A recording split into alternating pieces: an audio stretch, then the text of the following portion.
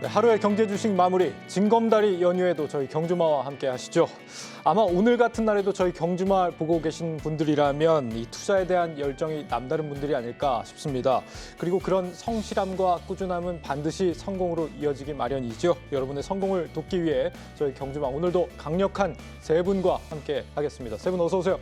네, 안녕하세요. 반갑습니다. 네, 8월 들어 이 달라진 시장 분위기가 답답하다는 분들도 계시고 조금은 좀 설렌다 이런 분들도 계십니다. 질서가 무너진다는 거는 또 새로운 기회가 찾아오는 것이기도 하기 때문이겠죠. 최근에 우리 증시 상황 어떻게들 보고 계신지 한 번씩 좀 들어보고 싶어요. 예. 박현상 차장님. 일단 8월 다운 재미가 있어야 되는데 네. 그 뜨거운 날씨만 뜨겁고 이제 장은 뜨겁지가 않죠. 네. 그 이유가 시장의 쏠림이 계속 돼 왔는데 내가 가지고 있는 거가 쏠림이 없었기 때문인 게 맞은 것 같아요. 특히 뭐 주말이라든지 최근에 미국 시장을 봤을 때 빅테크 위주로 빠지거든요. 네. 빅테크 위주로 빠지면 삼성전자, 하이닉스 같은 시총 상위 주단이 제대로 갈 수가 없고 그러면 우리 개인 투자자분들은 거기서 오리엔트된 다른 반도체 혹은 다른 2차 전지 혹은 다른 섹터의 썸씽을 가지고 매매를 하시는데 예. 우리가 굵직한 그런 빅테크 업체들이 지금 계속 눕고 있단 말이죠. 그렇기 때문에 다른 틈새 시장에 있는 다른 테마주들이 움직이고 있는 거예요. 그런데 이게 만약에 우리가 그쪽과 다른 쪽의 차이를 생각하면 어떨까요?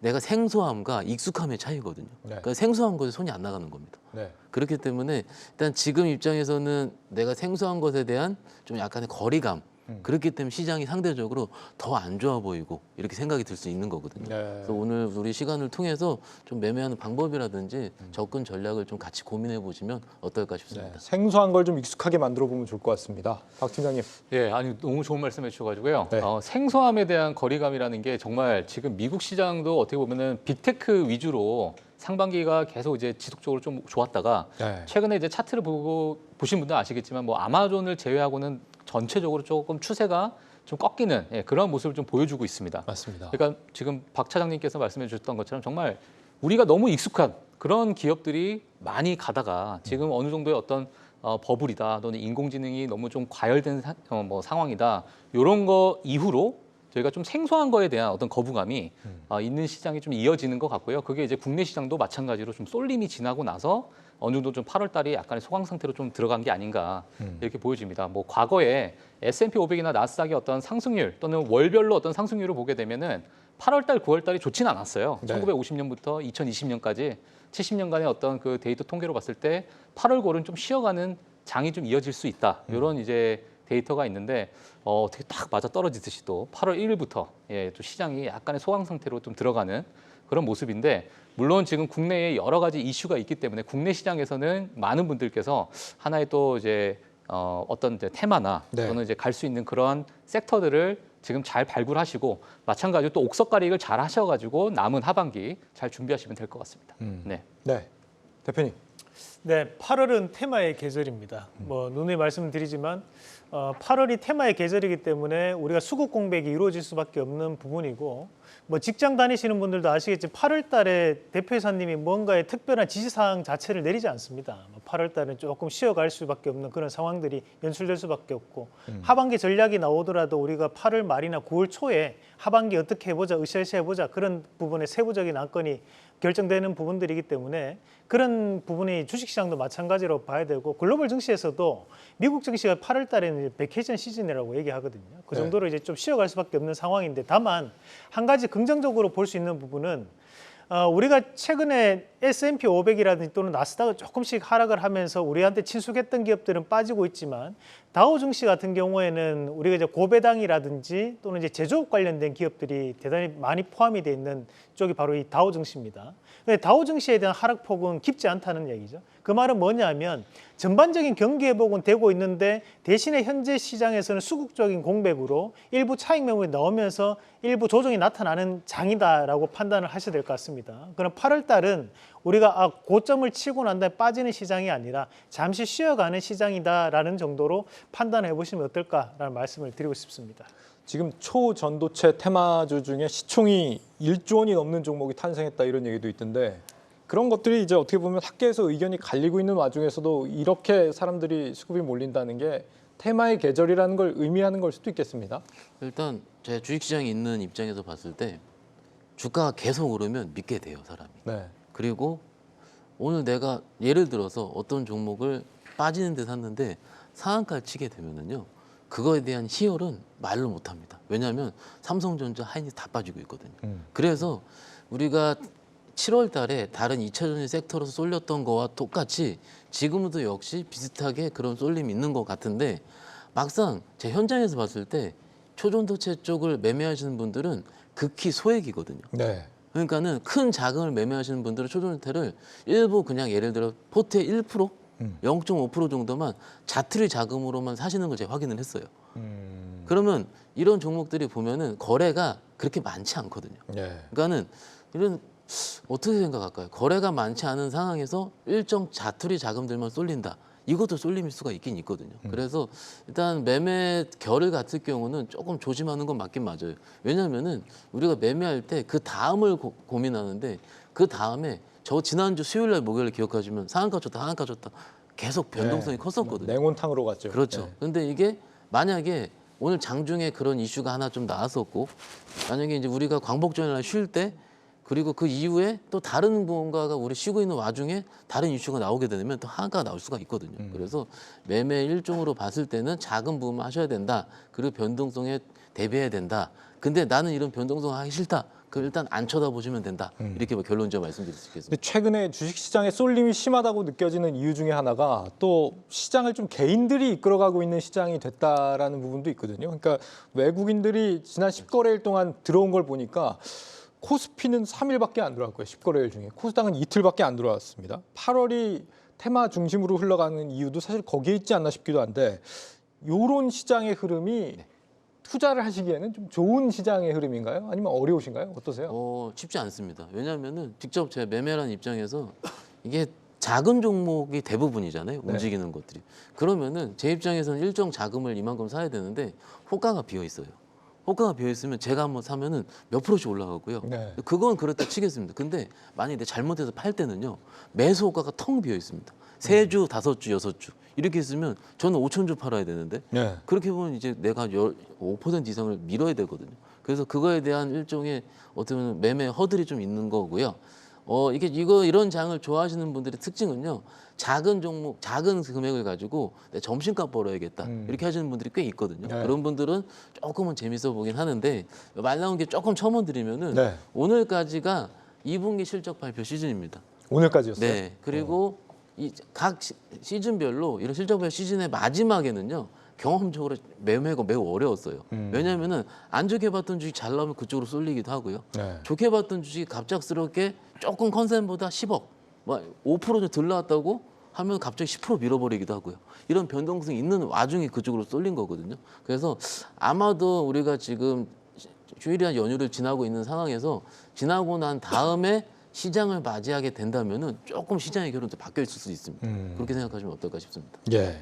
네, 이게 참 우리가 이제 7월 달까지만 하더라도 주도주에 대한 부분에서 나도 삼성전자 한번 사봐야지, 나도 에코프로 한번 사봐야지, 나도 포스코홀딩스 이렇게 얘기하다가 이제 네. 8월 달 되고 난 다음에 초전도체 한번 해볼까 이런 심리거든요. 지금 이제 이미 시장 자체는 조금은 뭐랄까 이제 다들 조금 흥분돼 있는 상태입니다. 근데 이 시장이 이런 흥분돼 있는 상태에서 8월 달은 전체적인 시장이 쉬어가다 보니까 이것을 분출할 데가 없다 보니까 이 초전도체에 대해서 일부 쏠림이 나타난다 봐야 되거든요. 네. 그렇다고 하더라도 이쪽에 외국인과 기관에 대한 매수가 일부 유입되는 종목을 보더라도 그것을 우리가 정말 외국인이다 이렇게 보기는 또 힘듭니다. 말 그대로 이제 검은 머리 외국인이 될 수도 있는 거고, 또는 이제 거래 창구만을 이용한 세력이 될 수도 있는 부분이기 때문에 사실은 지금은 여기에 따른 진위 여부와는 상관없이 수급적인 부분으로 움직인다는 것을 좀 감안하셔서 보셔야 되고, 제가 이제 오늘도 방송을 진행하면서 가장 많은 질문을 받았던 종목군들이 보면 대부분 다 우리 그 회원분들도 700억 미만의 종목군들을 많이 물어보세요. 그 말은 뭐냐면 그런 종목군들이 지금 현재는 개인들의 수급을 유혹시키는 거죠. 팔딱팔딱거리거든요. 그래서 네. 우리가 이 팔딱팔딱거리다 보니까 내가 지금 사면 왠지 내일 한 번 더 시세가 날 것 같아라는 생각을 하게 되는데, 사실 이제 이런 종목군들의 거래 대금을 보면 하루 모든 거래 대금 합치더라도 5억이 채 안 되는 기업도 많고, 또는 이제 10억이 안 되는 기업도 상당히 많습니다. 그 말은 뭐냐면 내가 이 종목을 1억 이상 살 수 있는 종목도 아니고 내가 1,000만 원을 살 수 있는 종목도 아니라는 거예요. 말 그대로 1,000만 원 미만의 정말 앞서 우리 박현선 차장님 얘기했던 것처럼 바깥벌이 정도로 생각하고 할 수밖에 없는. 그러니까 지금은 약간 8월 달은 투기성 장세가 좀 심하다고 봐야 되고 우리가 네. 얘기하는 투자에 대한 시장으로 넘어오기 위해서는 8월 말이나 9월 달이 되면 또다시 한번 그쪽으로 넘어가기 때문에 저는 그것을 미리 현재는 준비해야 되는 단계가 아닌가라는 말씀을 드리고 싶습니다. 예, 우리 야크 시청자님, 야크님이 초전도체는 진짜 소액만 해야 된다 이렇게 말씀을 하시는 것 같아요. 뭐 좀 불안하시면 소액만 해보는 것도 뭐 방법이진 않을까 싶은 생각. 사실 이게 참 유혹이 참 웃긴 게 네. 과거 2018년도에 돈스코이오 울릉도 앞바다에 120조 금괴. 그럼 우리가 지금 생각하면 야, 그걸 누가 믿어? 이렇게 되잖아요. 근데 그때도 이게 한 달 동안 올랐습니다. 그러면서 시장에서 엄청나게 그 보물선을 누가 그 끄집어낼 것인가. 그러니까 그거를 견인하는 회사들도 올랐습니다. 네. 근데 결국에는 견인하러 갔는데 그 다음에 뉴스가 안 나왔어요. 네. 뭐 바다에 빠질 일은 없잖아요. 그쵸. 그죠? 예. 그 얘기였을 뿐이었고 그만큼 이제 테마성 움직임이 나타나는 것이 8월 달이라는 것만 기억을 좀 하시면 좋을 것 같습니다. 네. 제가 요즘 거의 매일 미국채 10년물 금리를 또 확인하고 또 강조를 계속 이렇게 방송에서도 드리고 있는데 이게 이제 4%가 넘어가게 되면 그때부터 증시의 조정 요인으로 작용을 하기도 하고 실제로 4% 돌파한 이후에 지금 미국의 빅테크들 움직임도 굉장히 부진한 상황 아닙니까? 4.21%를 돌파하면 글로벌 금융위기 이후에 최고치를 또 찍는 겁니다. 지금 한 4.2% 가까이 지금 와 있는 상황이고 심지어 미국의 채권왕 이 빌 그로스라고 하는 채권왕의 경우에는 얼마 전에 이제 미국의 국채금리 10년물이 4.5%는 지금 되는 게 적정하다. 이런 주장을 하시기도 했거든요. 미 국채 상황이 지금 어떻게 흘러가고 있다고 보세요? 뭐 일단은 지금 국채 상황을 보게 되면은 뭐 부채 한도, 예, 그거에 따른 이제 후폭풍이다 이렇게 좀 저희가 봐야 될 것 같고요. 네. 지금 미 재무부가 이제 미국 1조 달러 국채 발행을 좀 추진하고 있다. 자, 이 뉴스가 이제 최근에 좀 나오면서 단기 국채가 이제 꿈틀대는 그러한 모습을 좀 보여주고 있습니다. 일단은 국채 발행을 하게 되면 일단 돈을 찍어낸다 이렇게 봐야 될 것 같고요. 네. 그 다음에 이제 저희가 이 국채 발행을 통해 가지고 어떤 영향이 있을지 저희가 이제 또 봐야 되는데 첫 번째로는 이제 은행 부분에 대한 어떤 유동성이 고갈이 될 것이다. 네, 이렇게 좀 볼 수 있고 두 번째로는 지금 일어나고 있는 단기 금리가 이제 상승이 되고 세 번째로는 이제 경기 침체 위험이 좀 높아질 수 있다. 이게 이제 지금 트리거로 좀 남아 있는 거거든요. 네. 근데 이제 연준이 사실 최근에 있던 이런 금리 정책하고 양적 긴축 상황 이런 상황에서 약간의 고춧가루를 뿌리는 그러한 상황이 되면서 네. 이 자체가 아니 경기 침체가 이제 어느 정도 또 내려가고 있고 인플레이션도 어느 정도 잡히고 있는데 이런 이제 국채 발행으로 통해 가지고 이 자체가 조금 더 좀 위험 수준으로 넘어가는 것이 아니냐 이렇게 되면서 이제 금리가 올라가게 되고요. 또 이제 재밌는 상황이 뭐냐면 채권 플레이를 하시는 분들은 그럼 다른 나라 채권을 그러면 사야겠다 이게 아니라 또 이제 미국 국채가 단기적으로 좀 빠지니까 또 상대적으로 이게 또 괜찮아 보이는 거예요.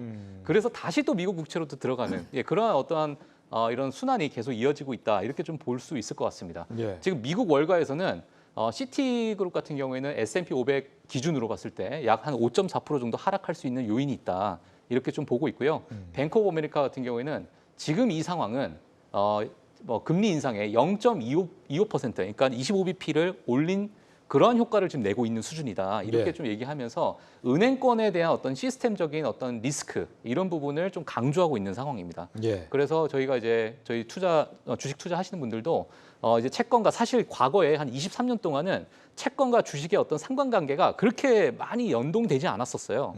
근데 하지만 이런 부분이 앞으로는 주식 시장에 녹아 들어갈 수 있다라는 그런 여지가 있는 그런 부분이기 때문에 향후 하반기는 이런 부분을 저희가 조금은 좀 눈여겨 보시는 게 좋을 것 같습니다. 예. 예. 바로 이런 부분이 지금 시장이 어떻게 일종의 약간 조정을 받고 있는 그런 요인이라고 볼 수 있을 것 같고 그 상황에서 테마의 계절 뭐 8월 이런 얘기가 우리가 나오는 게 아닌가 싶습니다. 전체적인 시장 분위기는 이러하지만 그 속에서도 지금 꿈틀대는 섹터와 종목 언제나 존재하기 마련이죠. 그래서 오늘 특집으로 하반기 투자자들이 좀 눈여겨보셔야 될 유망 섹터들 한번 살펴볼까 합니다. 우리 경주마 전문가분들의 의견을 들어서 지금 꿈틀대는 섹터 그리고 앞으로 우리가 주목해봐야 할 어떤 강력한 모멘텀을 앞두고 있는 이런 섹터들을 한번 집중 조명해볼까 하는데요. 먼저 첫 번째, 요즘 가장 따끈따끈한 섹터입니다. 중국의 이 단체 관광 이슈 재개와 함께 갑자기 불이 붙고 있는 섹터죠. 리오프닝. 이 대표 카지노주라고 우리가 알려져 있는 롯데 관광개발 주가를 보니까요. 이 중국 리오프닝 기대감 가장 뜨거웠던 올해 2월 수준까지 지금 거의 와 있는 것 같더라고요. 우리가 리오프닝주들은 그동안 좀 양치기 소년 같다고 상반기에 많이 얘기들을 해왔는데 이번엔 좀 다를까 싶기도 하고 차장님 어떻게 보세요? 양치기 소년이었고요. 네. 같은 게 아니고 진짜로 진짜 소년이었죠. 1년 반 동안 그 거짓말만 해댔습니다. 네. 그것 때문에 힘든 사람 무지 많았고요. 정말로. 그래서 많이 힘들어하셨고 그런데 이렇게 웃으면서 말씀드리는 이유도 그 양치기 소년의 주가를 벗어났기 때문에 좀 웃으면서 말씀드리죠. 네. 그런데 항상 우리가 주가를 고민할 때 공매도를 안 볼 수가 없거든요. 그런데 코스피, 코스닥 합쳐서 우리가 전체 금액으로 봤을 때는 뭐 엔솔이라든지 에코프로는 금액이 많지만은 시총 대비해서 그 비중을 봤을 때는 롯데관광개발이 제일 많았습니다. 7.6% 정도로 제가 기억을 하는데 오늘 거는 확인을 못했고요. 네. 일단은 그렇기 때문에 많이 빠졌었던 롯데관광개발 입장부터 올랐다. 그리고 강하게 올랐고 상대적으로 뭐 파라다이스라든지 GKL보다 많이 올랐다. 이렇게 정리를 할 수가 있는데 예. 그럼 여기서 이제 우리가 순서를 좀 보자는 거죠. 네. 대부분 그럼 카지노부터 오르는 이유는 그런데 제가 현장에서 봤을 때 카지노주에 대한 증권사 리서치 의견이 가장 없습니다. 왜냐하면은 이게 실적이 밸류에이션이 안 되거든요. 네. 그래서 이걸 언제까지 내가 어떻게 할 수, 왜냐하면 그러니까는 전략이 더 없는 거예요. 그러면은 전체적인 섹터에 대한 전략만 나오거든요. 네. 주말 사이에 지난주에 좀 보니까는 중국에서 단체 강하게 올 때 가장 먼저 오르는 섹터 같은 경우는 피해가 많은 베타가 큰 섹터부터. 그 가장 피해가 많이 받았던 것이 당연히 카지노, 예. 그 다음에 여행, 면세점 네. 이런 식으로 되겠죠. 그러면 최근에 종합적으로 봤을 때 가장 가장 빠르게 올랐던 섹터가 카지노는 맞긴 맞습니다. 그래서 이런 식으로 반대적으로 해석하는 게 어떨까 싶고요. 지금 이제 만약에 종목들을 우리가 소위 밸류에이션 입장에서 봤을 때 탁 눌러보거든요. 네. 못 사요 그런 종목들. 정말로 못 삽니다. 왜냐하면 2년 동안 적자고요. 특히 네. LCC 입장에서는 또 다른 이제 또 유상증자라든지 이런 또 이제 경쟁 업체들에 대한 문제가 계속 나오기 때문에 못 사는데 막상 또 막상 주가는 제일 세게 움직인다는 거죠. 이거에 대한 간극을 우리 시청자분께서 말씀을 드리고 싶은 거예요.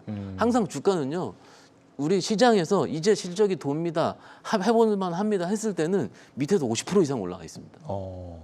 그게 이 간극이고 그거에서 많이 올라오면 또 빠지거든요. 왜냐하면 예. 그 전에 밑에 샀던 분들이 또 팔거든요. 예. 그래서 지금 뭔가 굉장히 어렵고 올랑말랑 할 때 오늘도 세게 했던 이유가 뭡니까? 크루즈선 직접 목요일 날 얘기했는데 바로 띄우잖아요. 네. 좀 그러면 내가 어떻게 매매를 해야 될 생각을 해보면은 중국 관련 관광객이 온다는 뉴스가 얼만큼 자주 나올 것인가를 고민하는 거.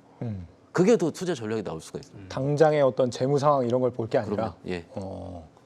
리오프닝 의견 주셨는데 어떻게 생각하세요, 박 팀장님? 네, 저도 뭐 리오프닝을 보게 되면 이제 과거에 한 2014년이죠. 네. 2014년, 15년 그때 이제 화장품 주가들이 이제 상당히 많이 크게 상승을 했었고 그때 이제 경제 상황을 좀 보게 되면 사실 2000년대부터 2010년대에 어떤 중국의 어마어마한 경제 성장이 있었잖아요. 네. 예, 그때 당시 제가 2010년을 제가 자료를 좀 보니까 1분기 때 GDP 성장이 6.1%였고요. 2분기가 7.9%, 3분기가 8.9% 이렇게 수직 상승을 하는 그러한 또 해였더라고요. 네. 이제 그런 것들이 이제 많이 이제 불을 좀 축적을 하고 그 이후에 많은 여행이 좀 이제 진행이 되면서 그때 당시에 이제 화장품, 그때 또 화장품과 또 K 드라마와 어떤 여러 가지 결합이 좀 있었습니다.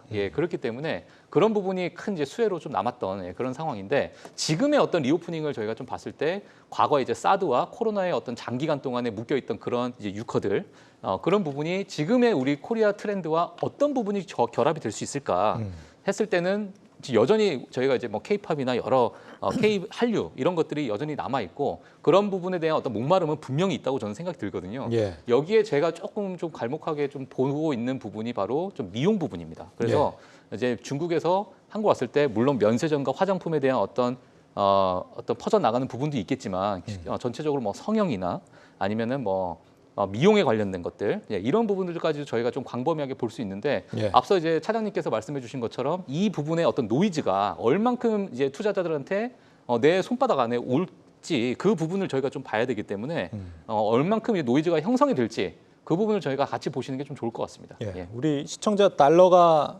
반찬님께서 매출 나오지 않는 건 안 하는 게 답이다. 욕심 부리지 말자 이렇게 말씀을 주셨는데 그 매출이 실제로 남아주느냐도 굉장히 중요한 부분이라는 생각이 들거든요.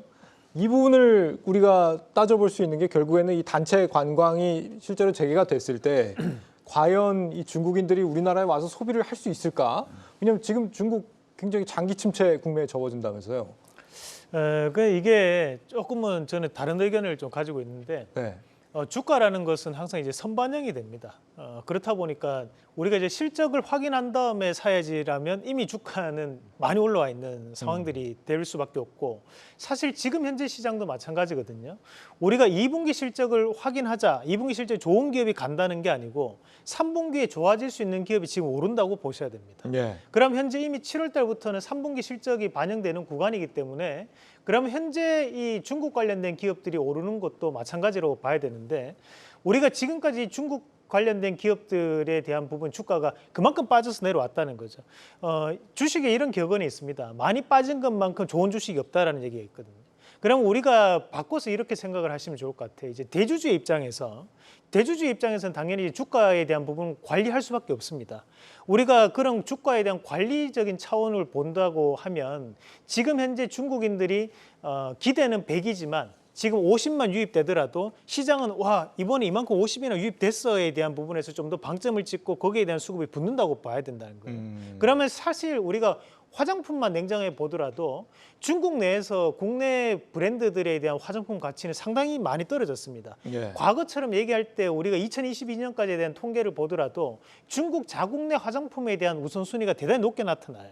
왜 그렇게 되냐면 현재 중국 내에서 소비를 많이 하는 계층이 20대에서 40대 사이인데 이 계층은 중국 자국에 대한 자부심을 가지는 뭐랄까 이제 애국심을 가지고 있는 그 국민들에 대한 수준이 된단 말이죠. 예. 그러면 지금 현재 한국 브랜드에 대한 가치는 좀 더 빠졌고 근데 지금 현재 그럼에도 불구하고 오늘 코스맥스는 한국 콜마도 상당히 강하게 움직이는 모습들 화장품 관련주도 뭐 한국 화장품 이런 것들도 급등하는 양상들을 보면 결국에는 이슈에 대한 부분 자체를 좀 더 어떻게 가볍게 들어올릴까 수급적인 부분을 먼저 해석하는 경향이 지금 저는 높다고 봅니다. 그러면 오히려 지금은 좀 더 많이 빠져 있는 종목군들을 공략을 해보는 방법도 하나의 좋은 방법이 될 수 있고 대표적인 기업으로 뭐 대형주 안에서 한번 골라본다면 현재 LG생활건강 같은 경우에도 과거 150만 원까지 갔던 주가가 지금 상당히 많이 빠졌어요. 한 3분의 1 토막 이상 빠졌거든요.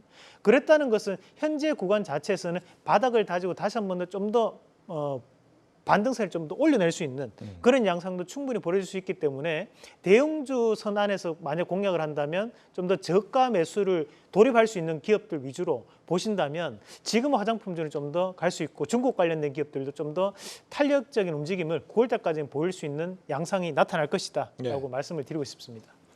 중국 네. 침체 이슈는 괜찮은 거예요?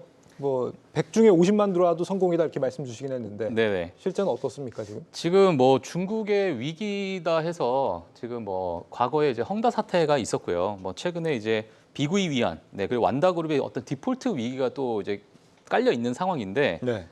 이제 중국 위기가 지금 있는 상황이죠. 리스크가 있는 상황이고요. 바이든 정부에서 바이든 대통령이 또 이런 얘기했죠. 지금 중국 같은 경우에는 시한폭탄이다 이렇게 좀 자극적으로 얘기를 했고요. 물론 이제 정치적인 발언이 될 수도 있고.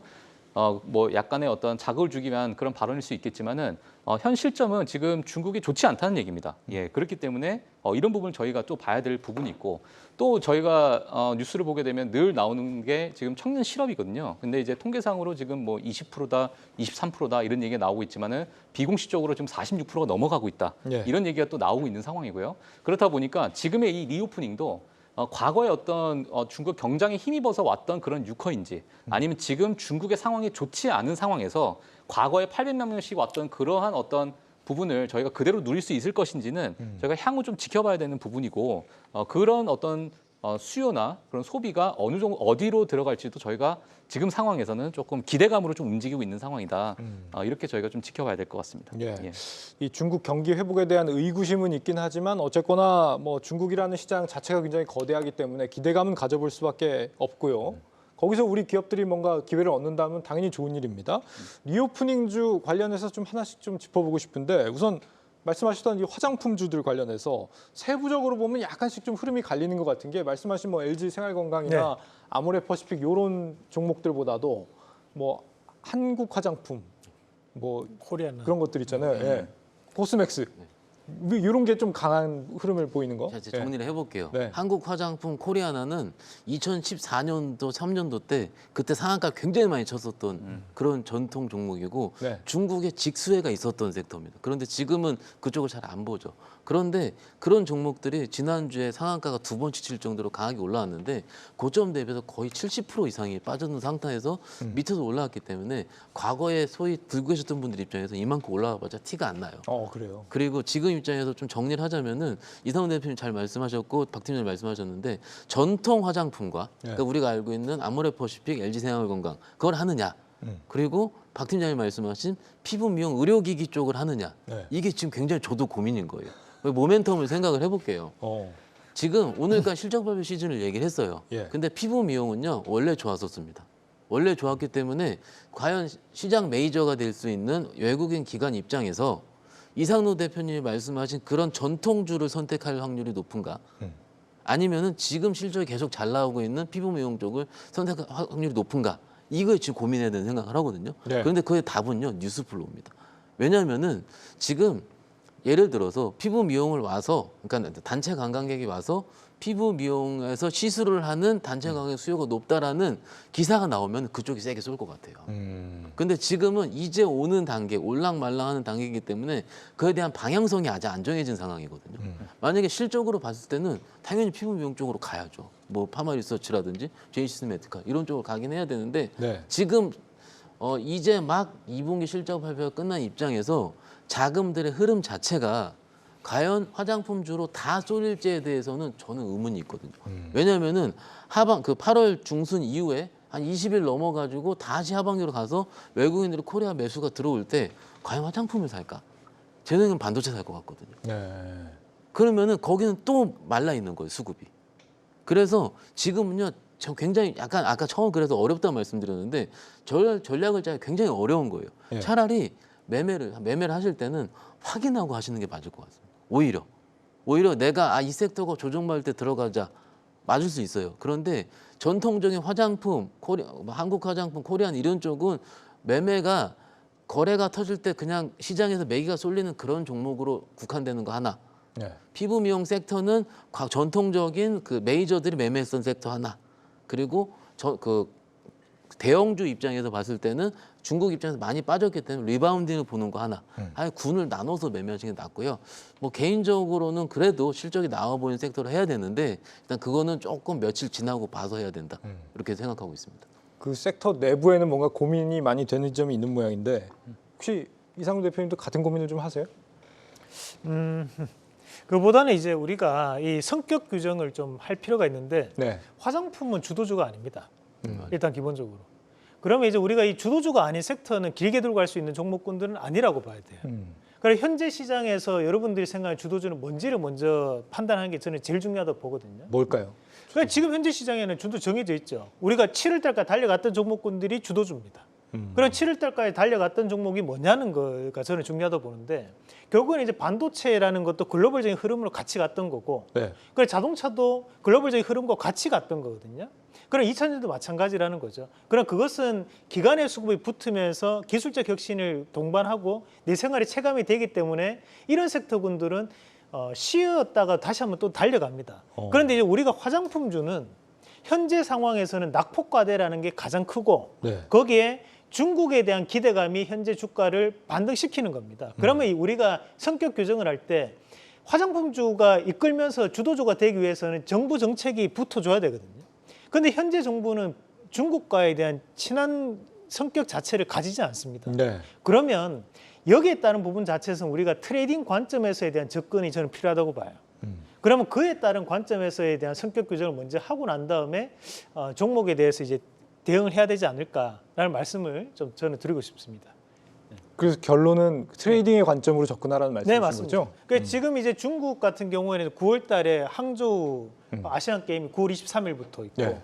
10월 달에는 또 국경절 연휴가 있거든요. 그런 전통적으로 항상 계절주적인 성격도 상당히 많이 나타났던 것이 9월 말 10월 초까지는 중국 관련된 기업들이 항상 반등을 좀 붙였던 시기입니다. 네. 그래서 현재는 그 시기까지에 대한 움직임으로 여차저차하면서 9월 달까지 조금 더 올라올 여지는 있지만 우리 이 섹터군을 보유해서 여기서 더블 가느냐, 뭐 3배 가느냐 이런 것까지 기대하기 좀 어렵다는 거죠. 말 그대로 보유자분들이 좀 더 밑에서 우리가 이제 물을 타서 주가에 대한 반등이 이루어졌을 때 좀 빠져나올 수 있는 전략이라든지 또는 밑에서 트레이딩 관점으로 대한 접근으로 이슈에 대한 매매를 좀 네. 붙일 수 있는 그런 자리라고 봐야 될 것 같습니다. 예. 그러면 좀 정리를 좀 해보죠. 리오프닝주 옥석가리기가 좀 필요한 시점, 트레이딩 관점의 접근이 필요하다는 말씀도 주셨고 굉장히 유망하다는 말씀도 주셨고 다양한 의견 주셨는데 그래서 하반기에 리오프닝주 우리가 좀 도전해볼 만하다 아니다. 이 세 분의 최종 판단을 좀 들어보고 싶은데 몰빵 가능한 거 아닌가 그겁니까? 아니면 비중 얼마만 실으면 된다 이런 거. 주도주로서의 믿음을 갖고 도전해볼 만하다. 아, 주도주로서. 네, 새로운 도전을 해볼 만하다. 아, 이 엄지손가락을 위로 올리면 하다, 아래로 내리면 아니다. 네. 자, 한번 주도주도. 들어볼까요? 손을 들어볼까요? 하나, 둘, 셋. 한 분만, 네, 세 분 중에 한 분만. 알겠습니다. 내려주세요. 네. 한 분만 간다 이렇게 말씀을 해주셨습니다. 바로 다음으로 그럼 빠르게 넘어가죠. 한 분밖에 안 들었기 때문에. 예. 저희가 다음으로 주목하는 섹터는 바로 바이오입니다. 이달 상장한 국내 한 바이오 헬스케어 ETF는요. 불과 일주일 만에 10% 넘게 지금 올랐습니다. 그만큼 바이오 업종 전체에 대한 지금 관심도가 굉장히 높아지고 있는 상황이라는 건데 미국의 이 당뇨 치료제가 비만에도 효과가 있다라는 이슈가 나오면서 지금 시장에 바이오 관심이 높아지고 있는 상황입니다. 중요한 건 이걸 바라보는 지금 시각인데요. 그간 바이오가 꾸준히 올랐기 때문에 이제는 좀 여기서 멈춰야 될 때가 온 거다. 너무 늦었다라고 보시는 분들이 있는 반면에 바이오 이제부터가 시작이다. 이렇게 말씀하시는 분도 계시거든요. 박 차장님 어떻게 보세요? 일단 바이오가 주도주권에서 조금씩 우리가 회자되는 이유는 네. 금리 인상에 대한 종결에 대한 기대감이 성장주 단에서 강하게 퍼지고 있는 게 첫 번째고요. 그리고 코로나 기간부터 시작한 많은 2년 반 동안에 빠졌기 때문에 지금 올라와도 충분히 이상하지 않다. 그리고 글로벌 뭐 예를 들어 노보노디스크라든지 일라일리 같은 굵직한 대형 빅파마들의 실적이 굉장히 잘 나오고 있는 중이기 때문에 네. 지금 우리 주가들이 가도 이상치 않다. 이걸 종합한 게 아마 지금 바이오의 의견일 거예요. 그런데 우리가 잘 알고 있는 바이오는 안 갑니다. 삼성바이오로직스, 네. 셀트리온 같은 큰 종목들이 가는 게 아니고 네. 그 안에서 종목의 군집을 이뤄서 크게 움직이고 그리고 그 안에서도 AI가 좀 들어가 있는 바이오 마커라 그래서 예를 들어 진단이라든지 그런 해석 같은 부분이 특출나 있는 업체들만 강하게 쏘는 현상이 있거든요. 이거를 조금 개인적으로 좀 말씀을 드리자면 이것이 K 증시다.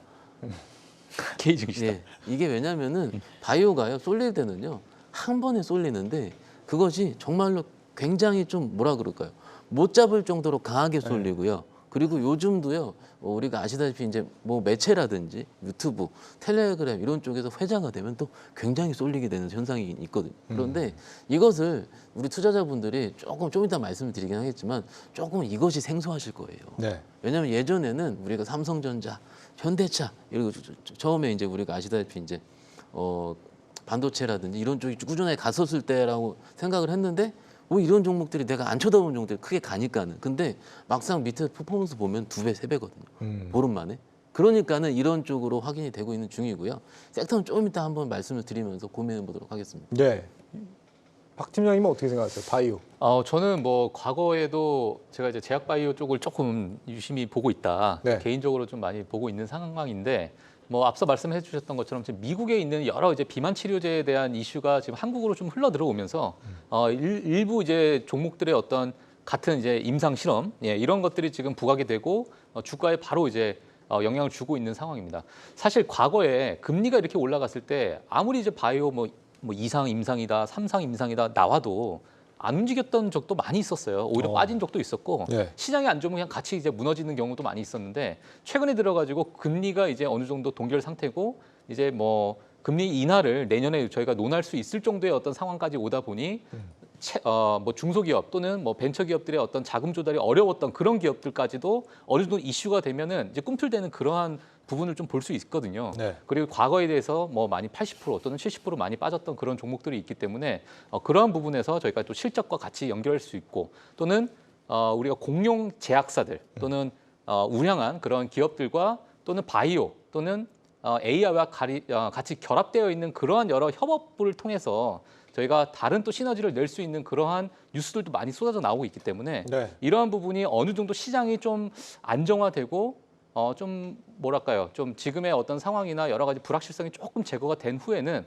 분명히 저는 어느 정도의 어떤 반등은 보여줄 수 있을 거다. 저는 이렇게 좀 보고 있기 때문에 네. 물론 그 시점이 뭐 9월이랬든 10월이랬든 언제일지 모르겠지만 이게 얼만큼 늘어질지도 모르겠습니다만 그러한 어떤 부분은 분명히 그런 잠재력은 갖고 있다 이렇게 보고 있습니다. 예. 긍정적인 말씀 주셨는데 이상로 대표님, 네. 제약 바이오주들을 판단할 수 있는 바로미터로 유한양행을 보면 된다 이렇게 말씀을 해주셨잖아요. 네. 왜 유한양행이에요?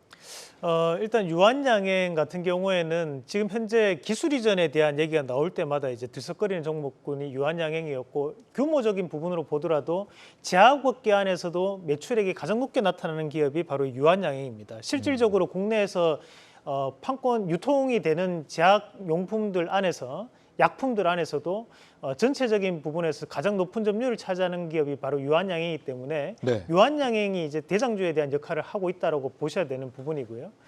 그렇다 보니까 현재 우리가 이 제약바이오 관련된 부분 자체에서 이제 후반기가 들어가면 다시 한 번 더 임상 관련된 이야기가 많이 나올 수 있는데 그 이유인즉슨 우리가 이제 2019년도까지는 기술 이전에 대한 얘기가 많이 나왔었습니다. 하지만 2020년도에 들어가고 난 다음에 다 코로나 전국으로 가다 보니까 기술 이전 자체가 이루어지기 대단히 힘듭니다. 왜냐하면 기술 이전이라는 것이 우리가 화상으로 실험 결과를 보고 난 다음에 그러면 내가 거기에 따른 라이센스 아웃을 진행을 할게요. 이렇게 관점적인 부분 자체 되지 않죠. 우리가 적어도 몇 번을 만나고 난 다음에 그에 따른 이제 결과치를 다시 한 번 더 확인하고 난 다음 그에 따른 물질 자체에 대한 라이센스 아웃을 받는 개념이거든요. 그러면 지금 이제 우리가 전 세계적으로 코로나에 대한 완화가 이루어졌던 시점이 2022년도부터 진행이 됐다고 보면 2022년 이후 이제 2023년도로 들어왔다는 거죠. 그러면 그 1년 동안에 대한 준비 과정들과 그런 만큼에 대한 미팅 과정들이 존재를 했었기 때문에 2023년도 후반에는 어느 정도에 대한 기술 이전이 좀 더 이루어질 수 있겠다라는 기대감이 현재 시장에서 자리 잡고 있다고 보셔야 됩니다. 결국에는 지금 현재 나오고 있는 얘기들도 항암이라든지 또는 비만약이라든지 당뇨병이라든지 이런 얘기들이 과거에 2019년도까지 한창 많은 얘기가 나왔던 것이 현재 다시 한번 얘기가 나오는 과정들입니다. 그 과정들을 감안해서 보면 올해도 하반기에는 다시 한번 더 기술 이전에 대한 얘기가 시장에 대한 얘기로 나올 가능성이 있다라는 부분으로 저는 해석을 하고 있습니다. 기술 이전 부분을 좀 중요하게 네네. 보시는군요. 유한양행 이 폐암 치료제 랭라자 네. 이게 최신 임상 결과가 오는 10월에 공개가 된다. 뭐 개발만 되면은 국내 최초의 연매출 조 단위 매출이 나온다고 하는데 폐암 치료제가 그렇게 중요한 거예요? 유망한 거였어요? 우리가 일단 기본적으로 전 세계에서 지금 우리 암은 정복되지 못했다라는 얘기를 할 정도로 매년마다 이제 바이오 컨퍼런스라고 해서 미국에서는 이 뭐랄까요 전 세계적인 제약 바이오에 대한 트렌드를 6월달에 모여가지고 뭐 얘기들을 많이 나누게 되는데요. 거기서 가장 많은 얘기를 하는 것이 바로 항암입니다. 실질적으로 항암에 대한 임상이 전체 임상에 대해서 60% 이상을 차지할 정도로 항암에 대한 부분 자체를 가장 많이 접근을 하게 되는데 특히 이제 이 폐암 같은 경우에는 완치율이 현저하게 떨어지다 보니까 그에 따른 부분 자체에서 보조적인 역할만 하는 구간만 나타나더라도 시장은 들썩거릴 수 있다는 거죠. 그런 측면 자체에서 현재 이 유한양에 대한 부분 자체가 이슈가 된다라고 보셔야 될 것 같고 그리고 후반기 같은 경우에 유럽의 학회라든지 또는 이제 혈액암 학회가 또 따로 있습니다. 그에 따른 부분 자체에서의 기대감도 주가에 미리 선반영되고 있는 과정이다라고 봐야 될 것 같습니다. 예, 요즘 이 유한양행 좀 네. 지켜보기로 하겠고요. 요즘 제약 바이오 업계가 가장 주목하는 이 분야라고 하면은 사실 ADC라고 하는 항체 약물 접합체 요 시장인데요. 항체가 그러니까 특정 세포를 표적으로 삼아서 약물을 이렇게 정밀 타격하는 그런 거 아니겠습니까? 우리 기업들도 이걸 개발하는 데가 몇 군데가 있는 것 같습니다. 레고캠바이오, 셀트리온, 알테오젠, 삼진제약. 가장 주목받는 분야니까 이 분야에 진출한 바이오 기업에 좀 투자해보는 이런 전략은 어떻게 생각하세요? 예, 뭐 ADC 하면은 뭐 좀 생소한 분들이 좀 있을 수 있는데 뭐 아까 말씀해 주셨던 대로 어떠한 이제 정상세포를 뭐 최대한 그러한 좀 보호를 해주고 그 암을 이제 치료해주는 그러한 기업인데요. 그러한 이제 특성을 갖고 있는 거죠. 네. 사실 제가 이제 요거를 좀 보면서 과거 이제 한미약품과 또 이제 북경 한미약품 그리고 레고캠바이오가 이제 항체 약물 접합체를 또 신약을 개발했다. 자, 이러한 이제 좀 뉴스가 좀 있었어요. 네. 예, 그렇게 되면서 저희가 이제 좀 그 부분을 좀 지켜봤는데 저는 이제 기본적으로 이런 부분에 대해서는 앞으로 이제 그 제약바이오 섹터에 있어서 저는 이제 좀 AI와 어떤 바이오와의 어떤 결합처럼 이런 부분도 저희가 조금 지켜봐야 된다. 저는 이렇게 좀 보고 있고 네. 저도 이제 마찬가지로 이런 종목군을 조금 계속 이제 좀 팔로우를 하고 있는 상황입니다. 예. 근데 반면에 국내 제약바이오 쪽에서 최근에 가장 좀 주목을 받았던 거는 AI 쪽 네. 붙어서 있었던 종목들이잖아요. 최근에는 좀 시들해진 것 같은데 이대로 그냥 약발이 떨어진 거 아닙니까? 어떻게 보세요? 최근 하루 이틀 정도 시들해졌고요. 한 2, 3일 전에는 또 크게 괜찮았어요? 회자됐습니다. 사실은 이쪽에 제가 이것이 K 증시다라고 말씀드린 이유도요. 네. 그 AI 진단 관련한 그 개발 업체들이 한 4개, 5개 정도 있어요. 그런데 그 종목들을 저희가 관종판에 이렇게 넣고 매매를 하게 되는데 한 2, 3종목만 굉장히 강했어요. 그런데 이 종목, 에스모 이 종목도 AI 개발 업체인데 안 움직였다. 이런 소문이 돌면 그 다음날 바로 뛰더라고요. 또. 시총이 다 3천억에서 한 1조 안도 되는 이런 크지 않은 종목들인데 네. 사실은 그런 종목들의 그 재무제표를 열어보면은 그 이제 보는 것 자체가 큰 의미가 없는 상황이고요. 네. AI 신약이라든지 진단 부분이 시대의 트렌드인 건 맞긴 맞는 것 같다. 그리고 시장에서는 그런 종목들 중에서 오르지 않은 것을 찾으려는 노력이 있고요. 그 노력이 있는 순간 그 종목들이 한 하루 이틀 안에 빠르게 발현이 되는 거를 제가 눈으로 봤어요. 네. 그런데 여기서 고민은 이거죠. 과연 이 다음 시장에서도 그런 종목들이 워킹할 수 있는가가 고민이거든요. 여기서 저도 고민 많이 했는데 고객들이 항상 물어봐요. 이거 다음 주에 갈까요? 라고 물어보는데 제가 어떤 식으로 말씀드리냐면은 움직일 때 그때 들어가는 게 좋겠습니다라고 말씀드립니다. 왜냐하면은 바이오 때문에 소위 이제 힘들어하시는 분들 진짜 많거든요. 지금 네. 끄덕끄덕 많이 하실 거예요. 바이오 때문에 주식 인생을 접었다는 분들이 한두 분이 아닙니다. 네. 이전에. 그러면은 우리가 바이오를 보는 이유는 빠른 매매와 그리고 빠른 수익, 높은 수익률을 이루려고 매매를 한다고 생각을 한다는 전제가 맞다면 그 종목들의 군을 세팅해 놓은 다음에 거기서 움직일 때 매매표에 들어가는 게 맞는 것 같아요. 이것이 그 다음 뉴스를 어떻게 나오는지를 예측하기 솔직히 어렵습니다. 그리고 그 물 떠놓고 기다리는 것도 아니고요. 차라리 리오프닝 이런 섹터는요. 중국인들이 어떻게 오겠다? 계산이 가능한데 이런 쪽은 미국에서 노보노디스크가 안 움직이면 끝이에요. 네. 만약에 그래 버리면. 그러면은 한참 동안 그 계속 빠지는 걸 확인해야 되거든요. 그렇기 때문에 결론은요. 움직이는 걸 보는 거와 동시에 매매하자. 그런데 어렵잖아요. 네. 저도 알아요. 그러면은 일정 부분 좀 그 눌림목에 진입한다라든지 우리 이상로 대표님 같은 이런 전문가의 도움을 받는다라든지 이런 식으로 전문가의 도움을 받는 게 일단 맞습니다. 바이오는 그만큼 트레이딩과 굉장히 전문성이 가미된 영역이기 때문에 네. 좀 그런 걸 말씀을 드리고요. 그리고 요즘 핵심은 비만 치료제잖아요. 예. 비만 치료제 섹터 내에서도 제형 투입으로 회자되는 종목들이 또 몇 개가 안 뛴 것들이 있더라고요. 근데 그런 것들을 제가 어떻게 알겠습니까? 레포트 통해서 확인하거든요. 기사 예. 통해서. 그래서 그런 스터디의 영역이 충분히 좀 더 우리가 계속 딥하게 봐야 되는 봐야 되는 섹터지 않을까 생각하고 있습니다. 리포트를 확인하면서 그렇죠. 움직일 때 가라 이렇게 말씀을 주셨는데 자 그렇다면 지금 우리 시청자분들도 바이오 많이 어렵다고 말씀들을 지금 해주고 계시거든요. 바이오 그럼에도 불구하고 하반기에 좀 도전해 볼 만하다 아니다. 이것도 한번 최종 판단을 들어보죠. 자 올려주시고요. 손을 올려주고요. 하나 둘 셋. 네, 세 분 다 네. 쓰리 따봉을 주셨습니다. 따봉? 네, 알겠습니다. 바이오는 해볼 만한 거군요. 알겠습니다. 시간이 없으니까 바로 다음으로 넘어가 보죠. 자, 하반기 흥행을 또 예고하고 있는 sek터가 또 있습니다. 바로 로봇입니다. 정부가 이 첨단 로봇 산업 전략 조만간 발표할 계획을 앞두고 있는데 그러니까 뭐 내년부터 2028년까지 5년 동안에 이 로봇 산업에 얼마를 투자하고 어떻게 좀 육성하겠다 이런 전략을 담고 있는 계획이 조만간 나온다는 거거든요. 이 큰 그림을 나올 걸 우리가 예상을 하면서 이런 부분들이 로봇주의 어떤 주가에 좀 새로운 모멘텀이 되지 않을까 기대를 해보게 되는데 대표님 어떻게 생각하세요? 우선 기본적으로 이제 우리가 AI와 로봇이라는 단어를 읽으시면 안 됩니다. 네. AI와 로봇은 이제 무인화와 자동화의 시대적 흐름이다라고 판단하셔야 됩니다. 그러니까 여기서 얘기하는 로봇들은 일반적인 우리가 인공지능을 가지고 있는 로봇을 얘기하는 것이 아니라 산업에 이용되는 협동 로봇을 얘기하는 것들이거든요.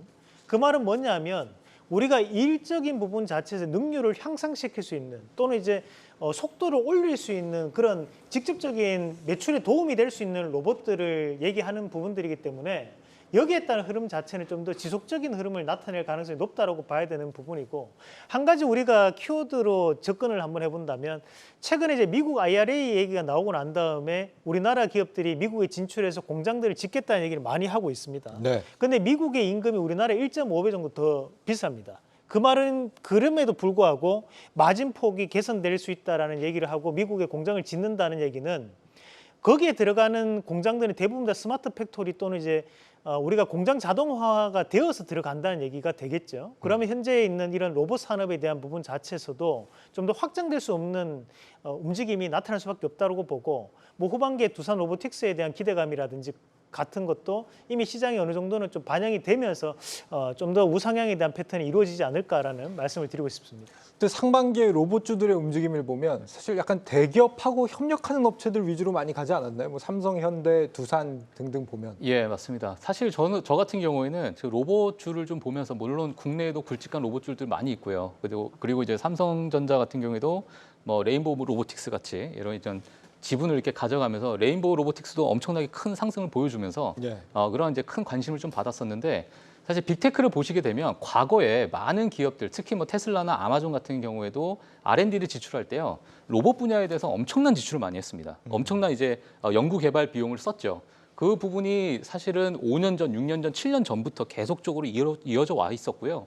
지금 같은 경우에는 거의 뭐 완벽하게 로봇 자동화되고 있는 그런 공장들 또는 그런 물류 센터들을 갖고 있기 때문에 이런 어떤 트렌드에 있어가지고 로봇 수요는 지속적으로 좀 늘어날 것으로 보고 있고, 예. 그런 이제 빅테크 기업들의 그런 로봇 수요에 따른 글로벌적으로 이러한 어떤 트렌드는 지속적으로 좀 이어갈 것으로 좀 보고 있습니다. 여기에 따라서 저희가 AI라는 그 소프트웨어가 들어가게 된다면 기존에 있었던 그 높은 임금과 아니면은 조금 가격이 좀 다운되고 있는 로봇 가격들의 어떤 시너지를 좀 봤을 때 기업들이 이 로봇들에 대해서 뭐 투자를 안 할 이유가 전혀 없는 그런 상황으로 좀 보여지고 있기 때문에 예. 저도 이 부분에 대해서는 좀 긍정적으로 많이 보고 있는 상황입니다. 아니, 지금 레인보우 로보틱스 주가를 보면은 한창 로봇주 뜨거웠던 한 3월 수준까지 올라와 있는 것 같고요. 유진 로봇 같은 데는 지금 주가가 엄청나게 올라 있는 것 같고, 휴림 로봇은 주가가 바닥으로 내려가고 있는 것 같고, 투자 포인트가 뭐 좀 다르지 않나 싶어요. 각각 어떻게 좀 봐야 됩니까? 대기업들마다 들어가는 거, 예를 들어서 레인보우 로보틱스는 삼성이고, 네. 그리고 우리가 알고 있는 SBB테크라든지 SPG 같은 감속기는 현대차고, 두산 같은 경우는 협동로봇이고, 오늘 한화에서 하나 로보틱스 설립한다 그래서 네. 곧 이제 물류 로봇이라든지 협동 로봇을 다 넘어가긴 하더라고요. 그런 식으로 앞으로 대기업 단에서 계속 할 수 있을 것 같고요. 그건 충분히 공감을 하는데, 가장 저는요, 매매를 할 때 이제 로봇 섹터가 실적이 나오겠습니까? 아직은 안 나오잖아요. 안 나오죠. 그러면은 실적이 나오지 않은 섹터를 내가 매매하면서 버틸 거면은 향후 일정을 봐야 된다 생각을 하거든요. 근데 향후 일정이 8월 말 안에 두산 로보틱스 상장 일정에 대한 구체적인 계획이 나오게 돼요. 그러면은 8월 말까지는 지금 로봇 관련주들을 매매해봤는데, 네. 오늘이란 최근에 가장 강한 건 뭐겠습니까? T로보틱스. 그게 이제 물류 쪽이죠. AMR이라 해서 자율 이송 로봇이라고 얘기를 하는데, 예. 지금은 그게 제일 강한 거예요. 그러면은 지금 계속 강한 종목들이 바뀌게 되거든요. 그러면은 그 안에서 내가 그 관심 종목 안에서 좀 매매를 좀 결로 따라서 하는 게 맞을 것 같습니다. 그래서 쫓아가는 것보다는 이쪽은 일정을 보고 매매하는 게 맞을 것 같고, 네. 하나라는 새로운 모멘텀이 나왔으니까 하나 그룹에서 과연 이번에는 어떤 걸 집중하는지 그걸 파보는 것도 좋을 것 같습니다. 예. 자, 시간이 다 돼서 마지막으로 그럼 로봇주 최종 판단을 한번 세 분의 판단을 듣고 끝내보도록 하겠는데, 자, 로봇주 하반기에 도전해 볼 만하다. 손을 들어주십시오. 하나, 둘, 셋. 네, 세 분 다 도전해 볼 만하다 의견 주셨습니다. 내려주시고요. 감사합니다. 네, 시장의 각종 지표들이 지금은 안심할 단계가 아니다라고 말을 하고 있죠. 과열 이후에 찾아오는 지극히 자연스러운 수순입니다. 하지만 지금 우리가 해야 할 일은 결코 공포에 떠는 일이 아니겠죠. 바로 다음을 준비하는 일입니다. 진짜 경주는 지금부터입니다. 여러분 파이팅 하시죠. 고맙습니다.